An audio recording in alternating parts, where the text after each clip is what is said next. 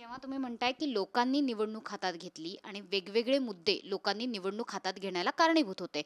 तुमच्या मतदारसंघापुरता किंवा तुमच्या भागापुरता जर विचार करायचा झाला तर जरांगे फॅक्टर मराठा आरक्षणाचा मुद्दा त्या ठिकाणी खूप मोठा ठरला आणि एक मराठा चेहरा भारतीय जनता पक्षाकडून आश्वासक असा चेहरा त्या ठिकाणी पोहोचू शकला नाही का तुमच्या रूपाने, असं तुम्हाला वाटतंय का? असे वेगवेगळ्या मतदारसंघात वेगवेगळी स्थिती निर्माण झाली. एक तर आमच्या मतदारसंघात आम्ही तिघही मराठे उभे होतो आणि 3 मराठ्यामध्ये काही मताचं ध्रुवीकरण झालं आणि त्याच्यामुळं एक विशिष्ट समाज आमच्यापासून दुरावला गेला आणि दुसऱ्या समाजामध्ये एक प्रकारचा गैरसमज पसरवून दिला आमच्या विरोधी पक्षाने आणि त्यांनी अशा प्रकारचा प्रचार केला की यांचा नारा आहे आपकी बार 400 पार. जर 400 पार जर यांनी केले आणि एवढ्या मोठ्या प्रमाणात जर कधी यांचे खासदार निवडून आले आणि सरकार बनलं तर हे संविधानामध्ये बदल करतील.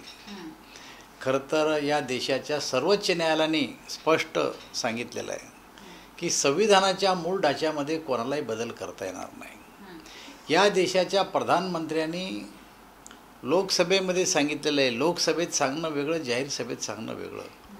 लोकसभेत सांगणं ही देशाची भूमिका असते, साऱ्या सभागृहाची भूमिका असते की संविधानाला हात लावणारा कोणीही अजून जन्माला आला नाही आणि आमच्या संविधानामध्ये आम्ही बदल करणार नाही, कारण मूळ ढाच्याला हात लावता येत नाही कोणालाच, असे सुप्रीम कोर्टाने डायरेक्शन दिलेले आहे. परंतु तरी बी या लोकांनी आम्ही संविधान बदलू असं म्हणलं आहे. पण याचा विचार विश्लेषकांनी केला पाहिजे, लोकांमध्ये सांगितलं पाहिजे की ज्या डॉक्टर बाबासाहेब आंबेडकरांनी लिहिलेलं संविधान आहे ते आम्ही बदलू. त्याच्याबद्दल जर असा गैरसमज करून घ्यायचा असेल, त्याच्यापेक्षा डॉक्टर बाबासाहेब आंबेडकरला काँग्रेसने तरी कोणती चांगली वागणूक दिली होती? बाबासाहेब आंबेडकरांच्या मृत्यूनंतर 35 वर्ष डॉक्टर बाबासाहेब आंबेडकराला त्यांना भारतरत्न दिला गेला नाही. काँग्रेसच्या लोकांना जिवंत असताना दिला, यांना 35 वर्ष दिला नाही.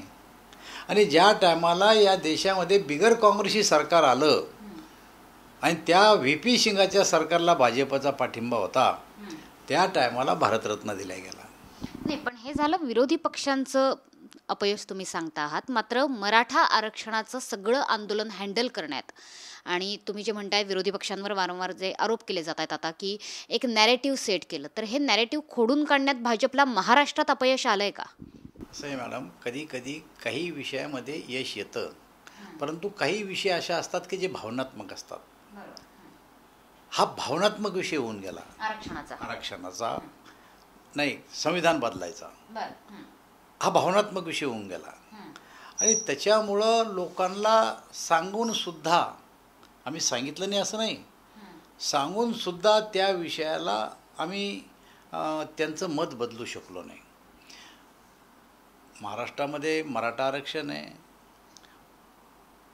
UP-मध्ये गुजर आरक्षण आहे, काही ठिकाणी जाटांचं आंदोलन चालू आहे, काही ठिकाणी नेवाती आहे म्हणते मेवाती करा आम्हाला, ते आरक्षणाचा विषय चालू आहे, धनगर समाजाच्या आरक्षणाचा विषय चालू आहे, OBCच्या आरक्षणाचा विषय चालू आहे. ह्या आरक्षणाचा विषय त्या राज्यातलं सरकार, कारण हा राज्याचा प्रश्न आहे, केंद्राचा प्रश्नच नव्हता, त्या पद्धतीने हाताळेल. पण त्याच्या पलीकडे जाऊन सुद्धा जे काही मुद्दे निर्माण झाले त्याचा सुद्धा फटका मोठ्या प्रमाणावर आम्हाला बसला. एक तर मताचं ध्रुवीकरण झालं, एक गठ्ठा मतं एका राजकीय पक्षाला जाऊन पडले.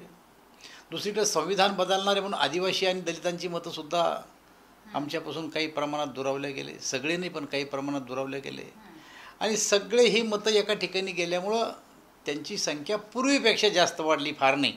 ज्या पक्षाचे एकेकाळी 402-3 लोक निवडून आले होते त्यांचे 99 निवडून आले. म्हणजे फार स्पष्ट जनादेश त्यांना मिळाला असंही काही कोणा समजून घ्यायचं कारण नाही. उलट देशामध्ये इंडिया आघाडी स्थापन झाल्याच्या नंतर सगळ्या इंडियाला जेवढे खासदार निवडून आले तेवढे एकट्या भारतीय जनता पार्टीचे निवडून आले. सध्या आमचे हे झाली, पिछेहाट झाली आणि ते फार यशस्वी झाले असंही काही म्हणायला जागा नाही आहे. पण आम्ही एकूणच NDA म्हणून आम्हाला बहुमत मिळालं, आम्ही सरकार स्थापन केलं.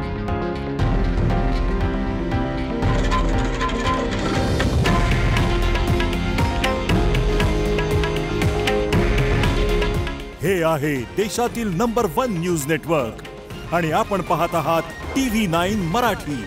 काळजी तुमची, हित महाराष्ट्राचं.